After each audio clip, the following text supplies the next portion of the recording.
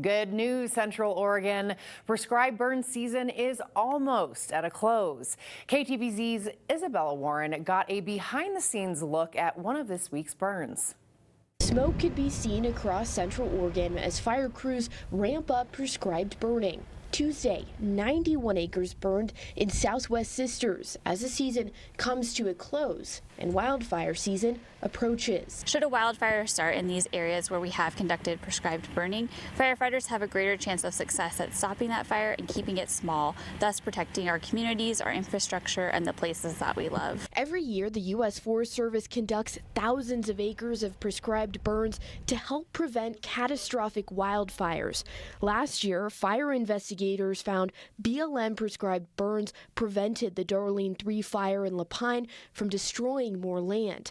A glimmer of hope after one of the state's worst wildfire seasons brought more than 1,900 fires and burned over 1.9 million acres in the state. If you go and look at where these fuels treatments were, you'll see a low mortality rate of the trees, whereas in the places where the fuels had not been pre-treated, you'll see a high mortality rate. Senator Ron Wyden reintroduced legislation in May of last year to continue to support prescribed burns.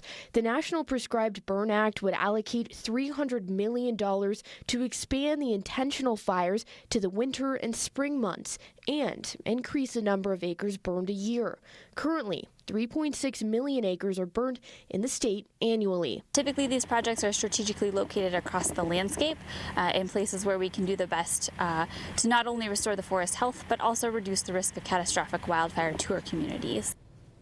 The Forest Service always reminds residents near burns to keep their windows closed, especially in the mornings and night as the smoke settles. And you can keep track of where burns are at centraloregonfire.org or on our website, ktvz.com.